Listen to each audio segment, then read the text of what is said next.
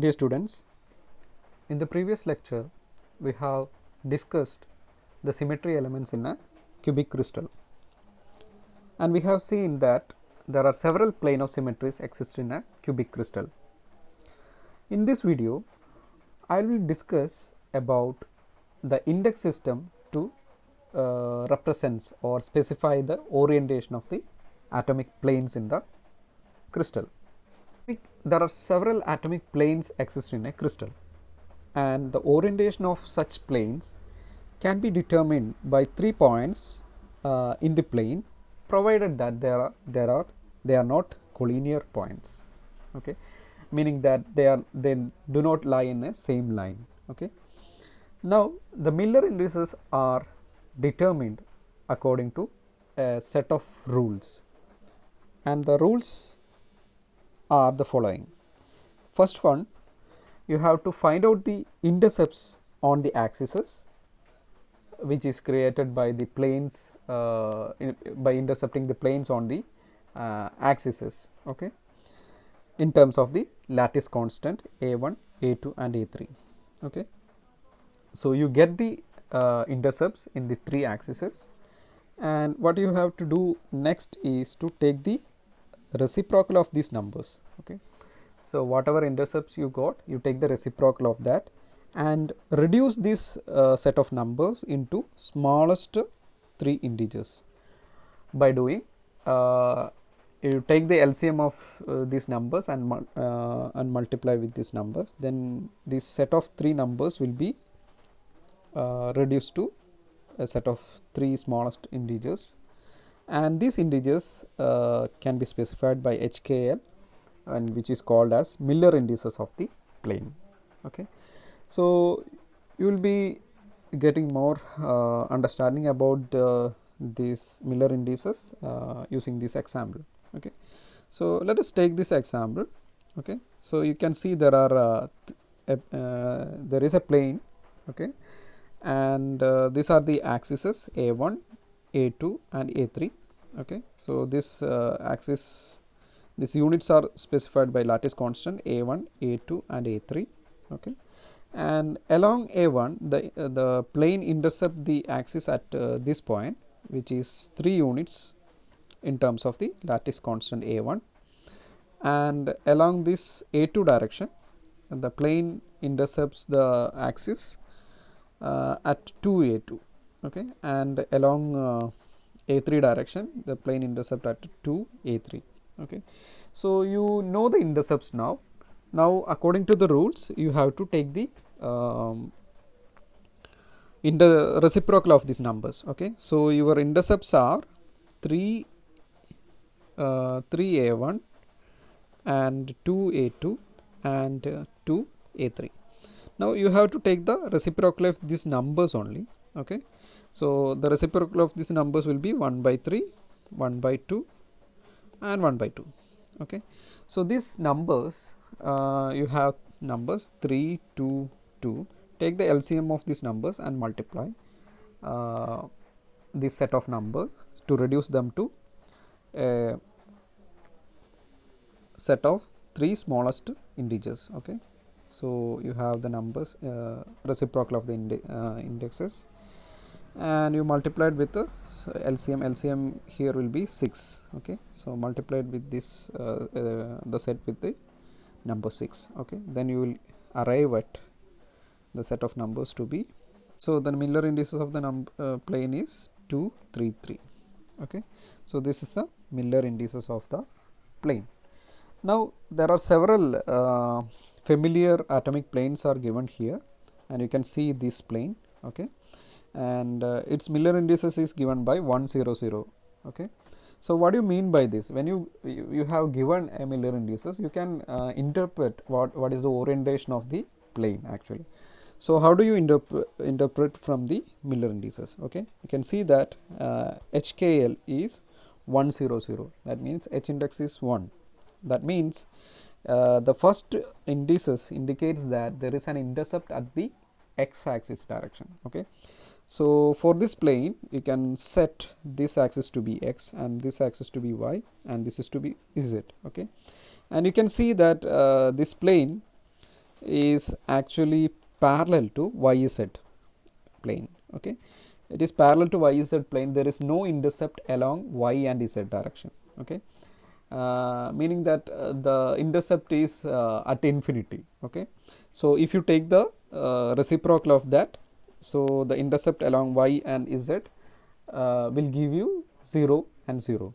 Okay, that's why the next two integers will be k and l is 0 here, and you have an intercept at on the x axis, which is 1 unit.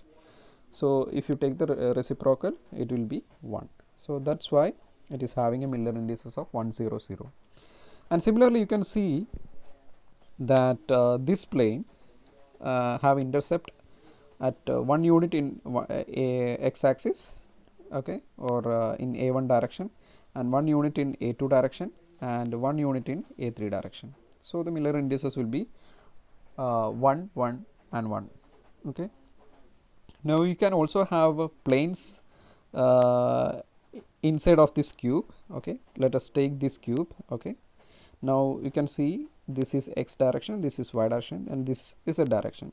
So this plane is again parallel to YZ plane. Okay, now the along the x axis the plane intercept at a by 2. Okay, so the intercept here will be a by 2, and here it is infinity, and here it is infinity. So h will be, if you take the reciprocal of these numbers, so this number intercept are a by 2 comma infinity comma infinity. Okay, now if you take the reciprocal, then you will be getting 2 0 and 0. Okay, so this is already in the integer format, so you don't need to reduce it further. Okay, so the Miller indices of the plane is 2 0 0. Okay, now you can understand another point here. You see the plane 1 0 0 is also parallel to YZ plane, right, and 2 0 0 is also parallel to YZ plane.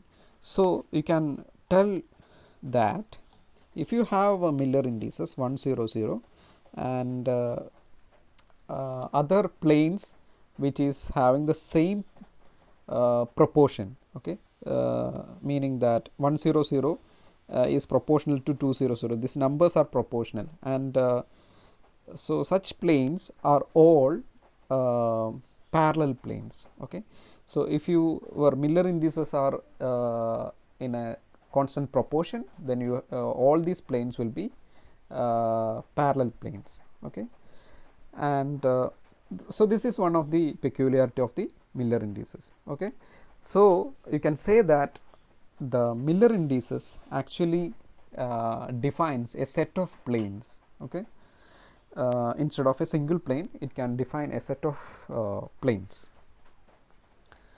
Now let us look at the important features of the Miller indices.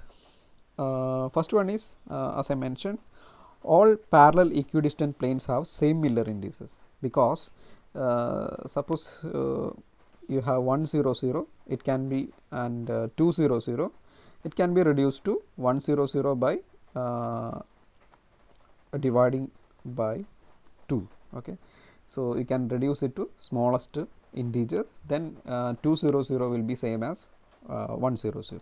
Okay, so that's why we can say that all the parallel equidistant planes have same Miller indices. Okay, so it defines a set of parallel planes. Now there is another feature which is called which is a plane parallel to one of the coordinate axes has an intercept of infinity. Okay, so this we have already seen. If a plane is parallel to YZ plane or XZ plane, then it will be having an intercept at infinity along this those axes. Okay, now third feature is, if the Miller indices of two planes have same ratio, which I mentioned already. Suppose you have Miller indices 844 and 422.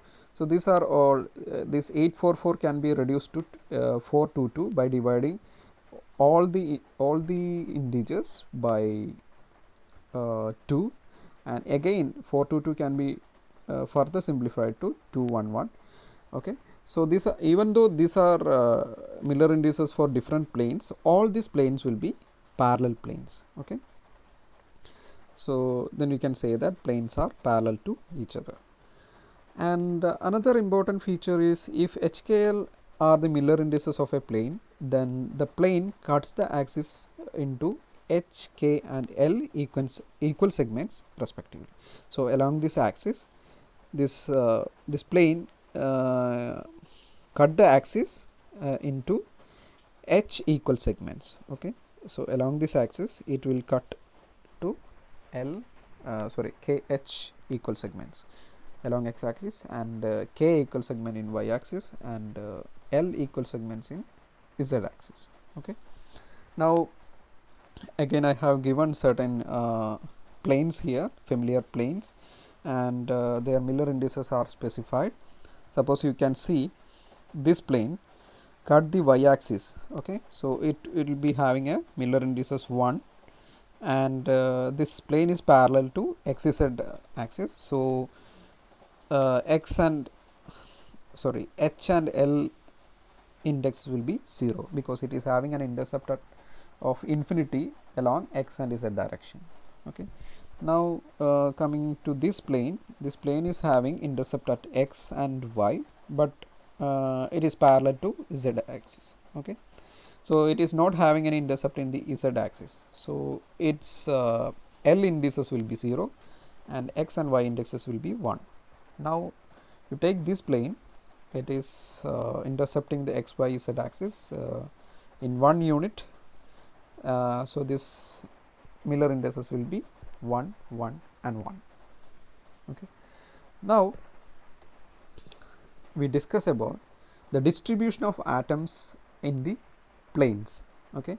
So specifically we will be considering only simple cubic structure here, meaning that the atoms are only present at the edge of the lattices. Okay.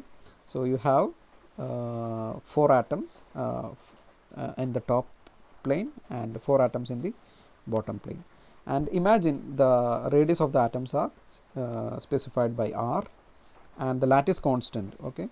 Lattice constant will be a, small letter a. Okay. Now suppose I am considering 0 1 0 plane. Okay. So this is the 0 1 0 plane. I will be having 4 atoms in this plane. Okay. But each of the atoms in the corners are shared by 4 other cubes. Okay. So only 1/4 of the atom will be contributed to this plane. Okay. So as given in this picture. Okay. So only 1/4 of this sphere will be contributed to this plane. Now we have to find out what is the number of atoms per square millimeter. Okay. So we are taking lattice constant in millimeter and atomic radius in millimeter. Okay. So the area of the plane will be a square. This is it's a cube actually. So one side will be having an area a square, and you have 4 atoms, but each of the atoms will be shared by 4 other cubes. So the total atoms per present in this plane will be 1/4 into 4, that will be 1. Okay. So effectively there will be on 1 atom in this plane. Okay. So a square millimeter contains 1 atom. So 1 square millimeter contains 1 by a square atoms. Okay. So in terms of the radius of the atom, you can put a equal to 2r. So this is obtained from this equation, because the radius of the atom is r. Then we will be getting 1/4 r square atoms for a 0 1 0 plane.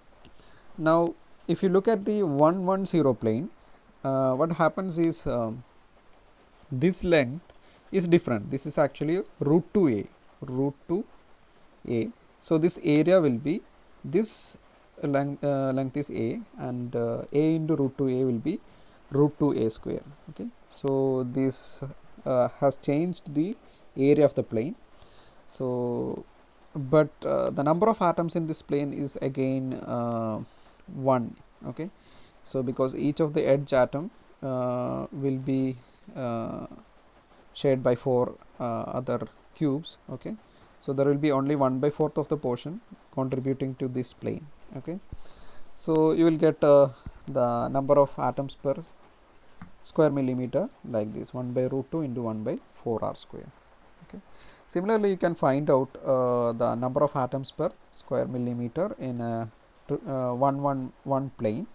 So which is comes out to be 1/√3 1/4 r square. Okay. So you do this as a homework. The steps are given here.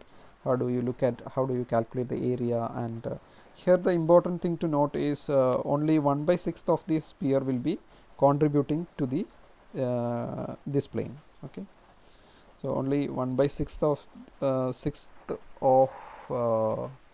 the atom will be contributing to this plane. Okay, so then you can find out the number of atoms present per square millimeter. Now, as I mentioned earlier, the Miller indices defines a set of parallel planes. Okay, so if I have given HKL as the Miller indices, so there are several planes will be there, set of parallel planes will be there, which is having the same Miller indices HKL. Okay, so you ignore the comma in between. Usually the planes are written without a comma. Okay, and so if you want to find out the distance separation between two parallel planes, then what you have to do is you consider a plane which is having the Miller indices HKL. Then you find out the distance from the origin to this plane, perpendicular distance. Okay, so you can find out this as this expression, and this is d1. d1 is the perpendicular distance from the origin to the plane, and this is the lattice constant, and these are the Miller indices of the plane. Now again there is another parallel plane. Okay, so which is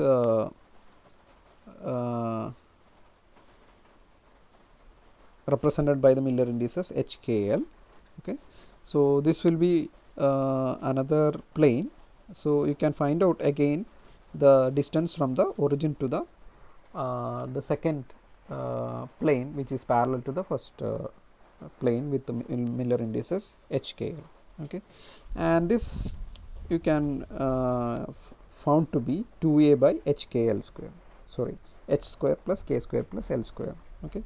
Now given these two expressions, you can find out the separation between the two planes. Okay, so you just need to subtract, and you can get it as a by square root of h cross square, sorry, a by square root of h square plus k square plus l square. Okay, so now it is your duty to find out or derive the expression d1 and d2 using these two figures. Okay, so you remember the first plane is having Miller indices HKL, and the second plane is also having the Miller indices HKL. Okay, so but there is some peculiar property of these parallel planes, okay, with which you can explore and find out the value of d2. Okay, so you do this as a homework and find out the separation between the planes. Hope you understood the video. Thank you.